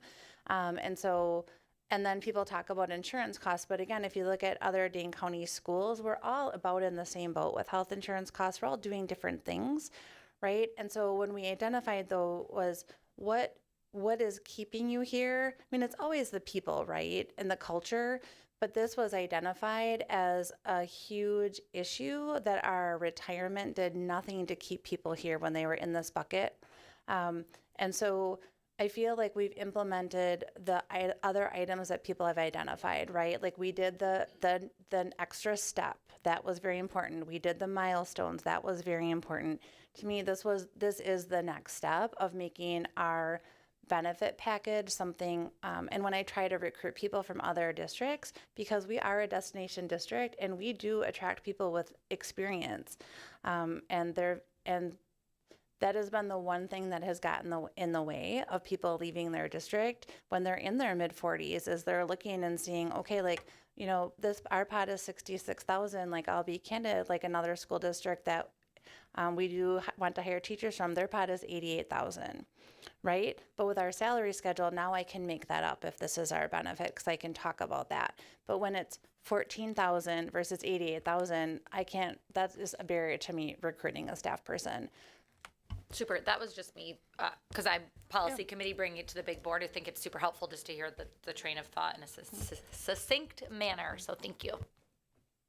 Andy, did you have something to add? Yeah, the only thing I was going to add is, you know, the way this was implemented, right? That there are legacy people and there are non-legacy people. The non-legacy people are starting to get to retirement age. So this hasn't really impacted us much, but it's going to soon. How many years have you run your financial modeling out through to show, like, 30. huge spikes, 30. So you've got a 30-year consistent path for funding Correct. that supports within. Correct, and I'd say it's conservative. I just wanted to follow up on the comment that you made, Gina, about recruitment, right? So we're talking about this as a retention strategy, but let's say you have somebody who's 10 years from retirement and we're looking to fill a position with experience. How does that work? They wouldn't get 15 years of experience here at OSD. Does their experience from a previous district qualify them for this benefit, or is it just at OSD? It is just at OSD. But if you think of most people we hire are at the top of our schedule. So you could have a teacher with 11 years of experience that's age 35, right? If you think about if they start right out of college. So the idea of staying here 15 years, that is very reasonable, right? If I look at the biggest age group of people that we hire, it is tending to be like 35 to 40. And again, not surprising because we're the destination district. And when you have that experience, you're going to be, not every person, right? But experience is valuable in any profession. And so that is something where people are starting to ask more questions about what our contribution is to 403B, what our retirement benefit is, and asking their HR directors, right? And so I would say in terms of most of the districts that we're recruiting from have an HRA benefit. It spans from $33,700. So we're now, if the board adopts this, more competitive with that, up to $88,000, which now I feel if I do have someone at the top in that 11-ish years of experience, I can talk about how much more money is in their pocket based on our schedule than that district schedule. And I am starting, I say within the last few years, absolutely to have one-on-one conversations with every professional staff hire and talk about our schedule and what it means to them to come here. And now this would be another talking piece that I would have about, if you are 45, we have teachers that are working well past Medicare eligibility. So that isn't out of the question that even hiring a 50-year-old that you wouldn't work for another 15 years. We have a handful of teachers that are doing that. Does that answer your question? Other questions? Leslie, go ahead. It's not really a question, but it's a statement of something that it was like, this was important to me for a couple of reasons. One, the recruitment and retention piece, but also as a board, we consistently look at how we treat our employees and our staff and the community that we build here at Oregon. And there were instances, and I don't even know how many there were, I know at least a handful of people that have retired and then they have not been in the Dane County area. And so they either have had to come back to Dane County with our current plan to get their medical care, or they have not been able to utilize the retirement benefits that they deserve. And so this gives them a way to be able to utilize this, and makes me feel as a board member that we're like looking at all of our community even after they've left us as taking care of them. And that was important to me. Yeah, I'll be very pleased to support this tonight. It's been a long time in the making since this, it really was part of the referendum that we set aside money for this, and the Professional Sustainability Task Force highlighted some of the challenges that we have with retention around our retirement benefits. So this is just a tremendous movement toward helping our teachers achieve, medical care, medical insurance in that period between 57 and 65. So, all right, Katie, please call the roll. Dr. Lakuda? Yes. Ms. Bijak? Yes. Dr. Bush? Yes. Ms. Garrison? Yes. Mr. Hensel? Yes. Ms. Wright? Yes. Mr. Pankratz? Yes, motion carries 7-0. Thank you, Gina. All right, next up we have discussion items. We'll run through our committee reports quickly. Visioning, Anna. Thank you. Our next meeting will be held on January 26th before the regular board meeting. It is a scheduled start time of 5:15 p.m. We will continue to have conversations regarding the growth we are seeing in the Fitchburg area. Excellent. And policy, Mary.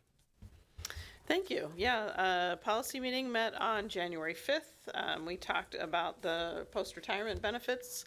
And we also talked about policy 611, which is, I'm forgetting the financial something. What's the name of the policy? Financial. Oh, excellent. All right. Thank you. Perfect. Perfect. Thank you. I couldn't come up with the next word, which is exactly why. All right. And so our next meeting is the 25th of February, and we will continue our conversation on HRA, specifically for the legacy employees as well as the administrative team. And we will continue our conversation on policy 611, financial. Thanks, Mary.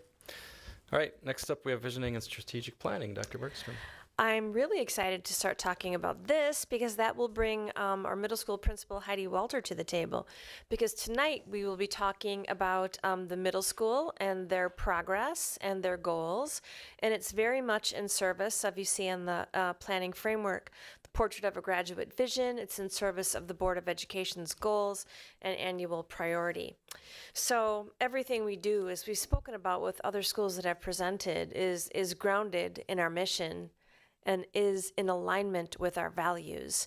So as you're listening to Ms. Walter speak tonight about what's happening at the middle school and things that they are implementing and looking forward to, please note all of the alignment that you see with both mission and vision, and certainly with Portrait of a Graduate, because we're working diligently to ensure all of our students at every point in the system are working toward the 4 areas in Portrait of a Graduate. And you'll note tonight that priorities 1, 2, and 3 are definitely going to be very relevant to what the middle school shares, as well as priority 5.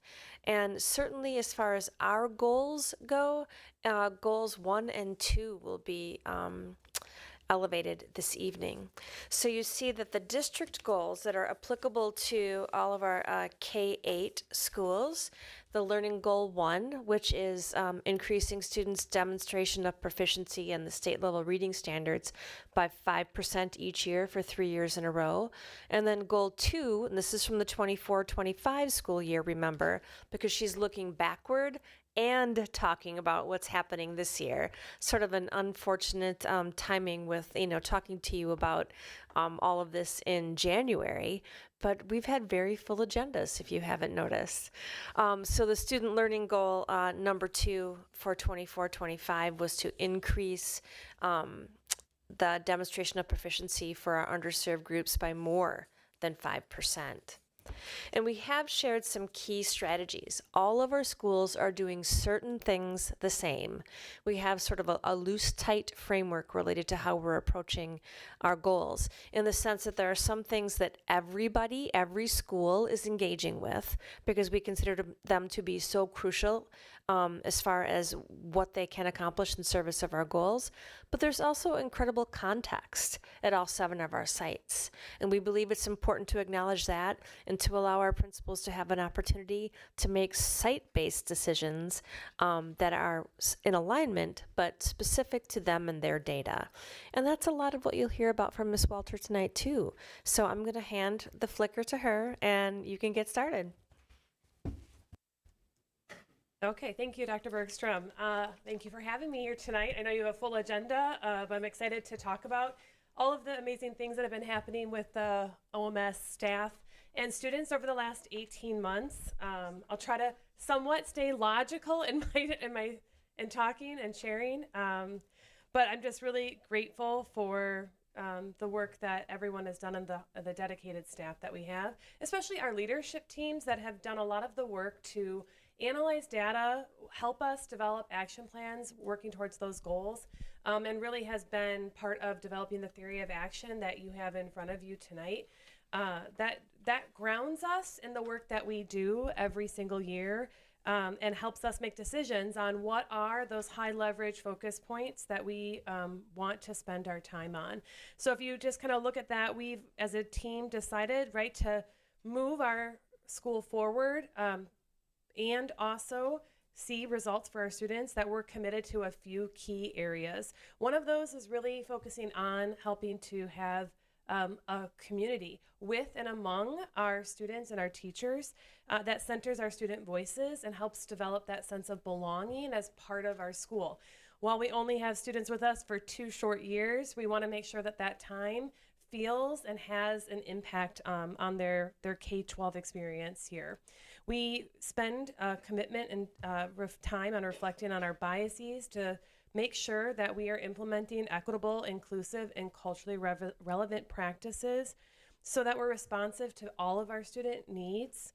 And we want to make sure that we're collaboratively planning instruction, making sure that we're making those decisions together based on data and what we see so that our outcomes do not become predictable based on any demographics. And we really want to focus on implementing highly effective practices, including AVID strategies, really to foster for our students a sense of ownership and agency for their academic growth. And we believe if those are the things we stay committed to, that we will have students that are college and career ready as they shift and transition into the high school. So with that, I'll kind of shift into some of our key strategies for this year. As Dr. Bergstrom said, we've got a lot of similarities of what you've heard with our K-6 partners.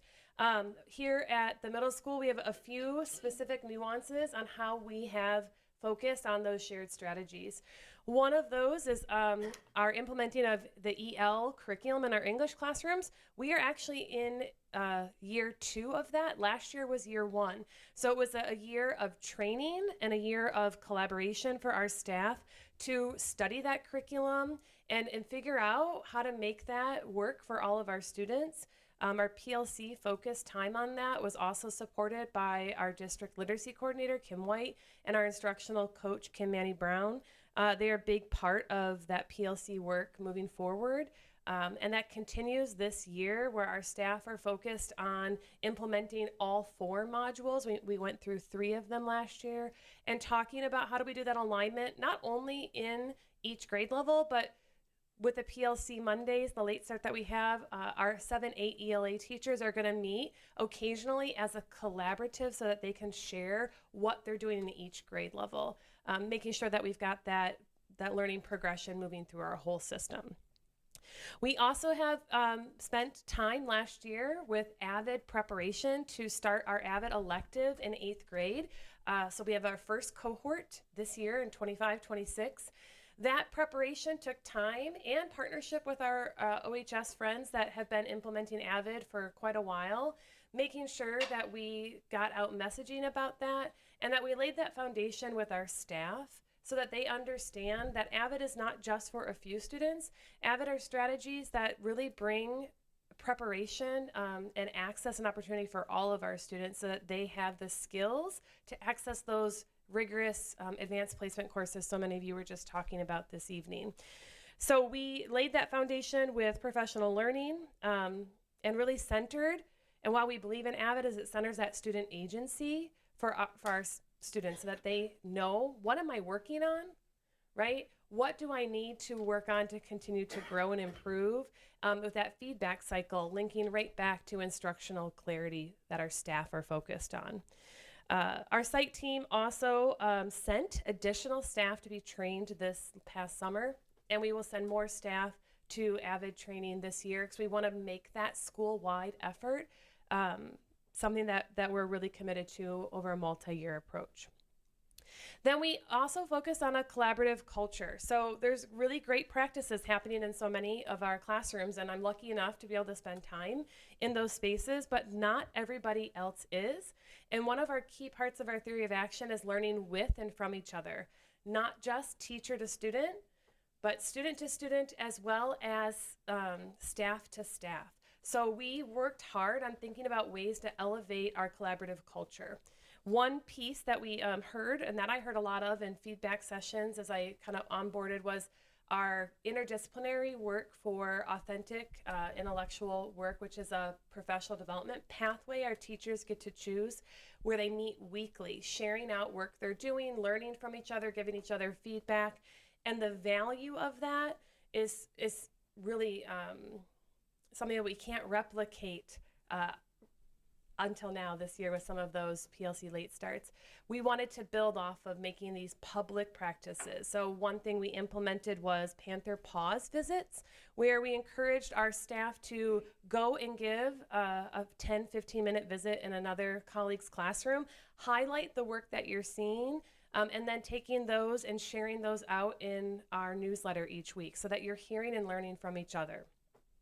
We had, it was Kim Mandy Brown's first year as an instructional coach with us, and we had set coaching cycle goal of, I think it was 6 coaching cycles between Kim Mandy Brown and Betsy Delzer for social emotional coaching. We had over 15 coaching cycles happen in our building, and we think that just speaks to the commitment our staff have with continued learning and the value of learning with each other. We also really continued our work with our PLCs and analyzing student work protocols, practicing using those, and those now are being used on a regular basis with our Monday late starts. Finally, one of the other key strategies we wanted to highlight tonight was restructuring our connections. So that's kind of our home base model that we use with students, and a small subset of students that are meeting together every single day. And we really wanted to make sure that not only are they together, but we have structures to foster that collaboration with each other. So we adopted something called Circles of Power and Respect, which is a structure that allowed our students to have like a daily news part of the connection lesson. Then they have a greeting where they kind of acknowledge each other, get to know each other a little bit, and an opportunity to share, which is typically a short activity practicing just the art of conversation. And then finally, a lesson where they would learn about PBIS expectations or learn about some of our social emotional standards. So those are a few things that we did last year and that we continue to build off of this year. We're really not looking to change and add a lot of new things. We're looking to say these are the key high leverage strategies. How do we implement those to a high fidelity? So if you look at our goals and the report out on our goals from last year in STAR, you'll see that we have around 51% of our students that were proficient in reading. Pretty similar results by grade level, and then slightly higher results for proficiency with our state forward testing. We're happy to see those forward results continue to rise. It will show that on the next slide. But we also are really aware that this was an implementation year for EL, and we're hoping to see the impact of that in future years. And noticing, though, that we still have some disproportionate results, right? And like, how are we continuing to focus on who's benefiting from our instruction and our moves and who's not? And that led us to that Elevate work this year, making sure all of our teachers are focusing on Elevate students as part of their own goals and as part of their PLC work as well. What you just notice here is a snapshot of OMS scores on those 2 measures, STAR in the blue. We're seeing, right, a little variation in STAR with an overall trend upward, and then a trend upward for our forward scores. This is something that we're going to continue to monitor and look at, and we're already excited knowing that our students coming in the fall, we're already much higher on STAR than what we saw last spring, and we attribute that to this is the first group really that's had multi-years of that EL curriculum. So I'm looking forward to seeing the growth of that, as well as the support through our AVID strategy school-wide. Social emotional learning data. So when we analyze this as a team, we look at this, and what we note on here are some opportunities for growth, particularly in valuing of school. That's one that we kind of dug deeper into. A lot of our students really, right, want to do well. Who doesn't? That they report really high on that part of valuing school. But when you ask them about, do I understand how what I learned relates back to my daily life? That's pretty low. So we want to make sure we're helping to make that connection of what you're learning and why, which is part of our instructional clarity work. And how do you see that in the day-to-day life of adults in the community around you?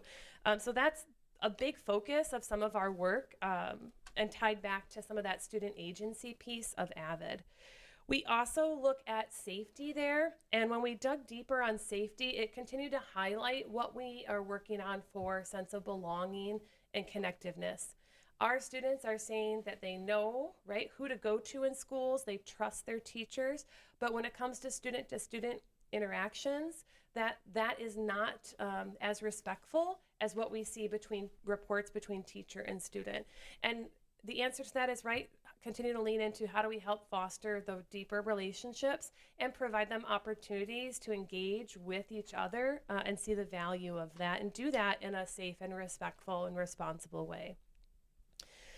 A few other pieces that we leaned into besides what I talked about already with our connections is we adjusted our teams in 7th grade in the 25-26 school year. I'm still adjusting to saying 26. We shifted into 3 teams, and that came out of us looking at RCI and FES, right? Having 2 teacher-based teams, smaller number of teachers, smaller number of students that kids are interacting with, and then they were transitioning to the middle school and being split into 2 teams with 150 kids on each team and multiple teachers. We thought, let's try to shrink that down a little bit for this big transition year. Let's support students getting to know each other better in a smaller team, and teachers being able to problem solve and work and get to know kids better. So we shifted to 3 teams at 7th grade for that transition year and put students into cohorts where they're with some of the same students more often, just to get to know each other at a deeper level. We also shifted our connections to the beginning of the day. That's something that RCI does, and we thought that would be a good way to like start the morning with that team and with those teachers. And we had a lot of positive feedback on that from staff. Students don't know a big difference on it, but staff have had positive feedback. Connections with students to students is important, but we also know connections between teacher to teacher is also important. Some of our feedback from staff was they didn't always know new members, or they'd go like a week or more without seeing another member of our team in a bigger building, right, 2 levels. So we restructured into interdisciplinary teams with our leadership team. Each member of leadership is leading an interdisciplinary team of their colleagues, and we have them together for our staff meetings, and we have them together for our PD days, so that they also have a smaller subset of people building a stronger sense of trust, engaging in some of those more courageous conversations together, and hearing about the wonderful things that are happening outside of their teen area or their department. Just trying to spread more of that collaborative culture. For PBIS, we continued to really revisit how do we model expectations and lessons for kids and reteach those, but also celebrate the positive things. So Jason Zurwick leads that team for us and has done a great job. We introduced last year and carried this year Panther tokens, just a way to acknowledge when you see a student doing something that's safe, responsible, or respectful. That carries into like celebrations for kids. Some of those students are selected to be part of our school assemblies, and just really trying to elevate the positive that we're seeing, as there's so many of our students that are doing it right every single day. Finally, moving forward, again, we are just wanting to build off of all the good work that we started last year. So we are continuing with that AVID elective implementation and those school-wide strategies. This year we focused on collaboration strategies, and that really goes well with what we're talking about, building student to student, learning with each other and from each other. We have also leaned back into restorative practices training to help us run effective circles and build relationships with students, giving them space and time to share their voice and opinions, and continue to monitor our implementation of instructional clarity with walkthrough data. Our leadership team has been doing those, and we're talking about how do we get other staff to engage in those walkthroughs so that they're also in each other's classrooms again. And just really grateful for the time you've all given for that PLC work. Sat today with a team that was uninterrupted. I didn't have a radio go off. They weren't pulled out for a student need. Just concentrated time to look at student work, make a plan, and that they left with that plan ready to go, and they were using it with kids today and tomorrow in class. So like, it's just giving them time to really be responsive during the learning and not only after. So we just appreciate that. And I'm just really looking forward to seeing how our students and staff continue to grow and build that community and culture at OMS. Great. Thank you, Heidi. Great presentation. I'm sorry that you are sandwiched between the beginning part of a meeting that went long and another session that we have after. So we don't have a lot of time to allocate towards discussion. But I guess what I'd like to do, board members, is ask you, let's follow up. Let's send our wonderings and statements to Dr. Bergstrom so she can compile thoughts on the middle school. And then based on what feedback you provide, we can invite Heidi back to a future meeting. Would that Happy sound to good? come back. Is there, before we close out, is there one or two quick statements that any board members would like to make about the middle school? Anna, go ahead. Yeah, I'm excited to hear more about the AVID program. I guess I'm impressed that you've been able to implement that as early as this year. I know we heard it and talked about it last year, and to know that we have our first cohort going through and we're focused on that initiative, I'm just really impressed that that's something that we've been able to pull off. Secondly, my comment would be, my wondering is going to be, how are we scaling that beyond the elective to be able to have that be a school-wide approach, as well as understanding that comes with PD and training and different things. But anyways, I'm very impressive to know that we're already implementing, so thank you. Okay. Well, thank you, Heidi. And again, apologies that we haven't been able to allocate more time for discussion. No worries. Thank you for having me. Thank you very much for coming. Okay. Next up, we have federal and legislative update. Dr. Bergstrom. I think I'm just going to move right into some of these district highlights tonight, because there are a couple of things. It's a really short number, actually, but they're really important. And the first is a big thank you to our community, because on January 5th, we kicked off the Monday late start days as a part of the Readiness for Learning initiative. And during this 1 hour time frame, as we've spoken of many times tonight, even teachers meet in professional learning communities. And you have some examples here. I think there's multiple schools represented in front of you. The logistics of this time have been going really very well, both in the PLCs and the childcare options. With our first 2 late starts, I've been at 3 of the different K-6 schools to watch how the childcare was running, and I am so amazed by everybody involved. And that means the parents who've done so much adjusting to their schedules to make all of this happen, the students who are in the childcare option, who are coming in and really having a nice time with one another. This morning they were eating their French toast bites and playing games like Clue and Chutes and Ladders. And it was just a really lovely way to start the day. So I've seen it happening really well in 3 schools so far, and it's exciting.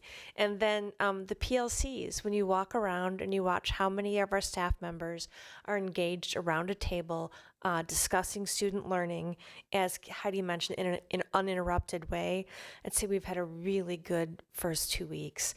I'm sad that the next 2 weeks we won't have it because of MLK Day and a PD Day, but then we'll jump right back in after that. A big thank you to our OSD mentors. January is National Mentoring Month, and we have a lot of amazing volunteers in the Be a Champion Mentor program.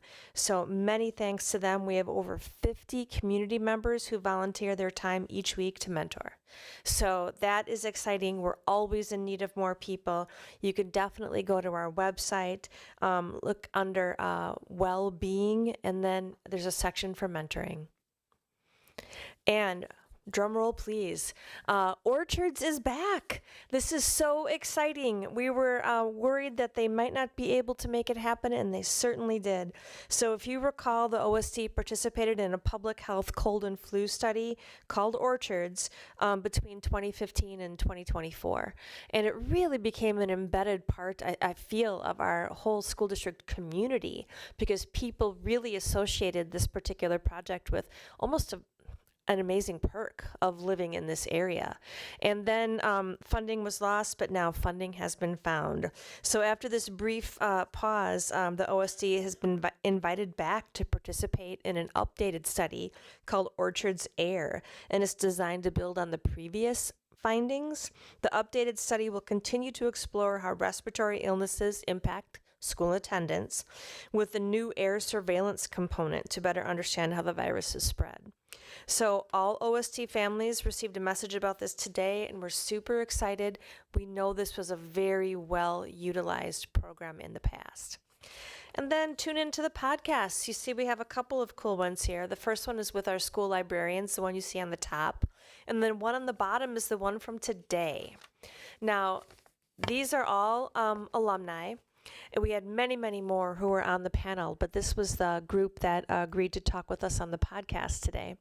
7 of them that you see there. And one of our alum who is currently a plumber, and he spoke quite a bit about how much he works and all he's doing with like I mentioned him previously, related to retirement funding. But when we asked what was something that surprised you about life post-high school, I think this is important. He said he can't believe how much he uses algebra and geometry. That his teachers told him all the time how useful it would be to know algebra and geometry, and he said he would always kind of roll his eyes on it, and now he says he uses them both every single day. So I just had to end with that, because I think that's a pretty cool way to think about the usefulness of what kids are learning and the valuing of school. Great. Thank you. Great report. All right, we're back here in 2 weeks, and agenda's in process. We'll go to checkout. Anything for checkout from anyone? Okay, we will take a brief recess, and then we'll reconvene for our closed session in the small conference room next door. Have a good evening, everyone. Oh, okay. Thanks, Katie. So we do need a motion to go into closed session. Motion by Heather, second by Mary. Katie, please call the roll. Oh. Oh, right. Right. Okay. So this motion is consideration of adjourning into closed session pursuant to Wisconsin Statute 19.851C to review and consider the applicants for the district superintendent position as detailed under the closed session agenda, item G2.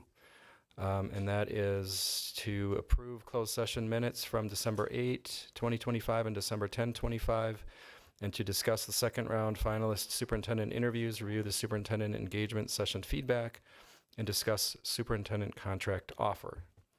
Thanks for keeping me on track, Katie and Gina. Katie, please call the roll. Ms. Garrison? Yes.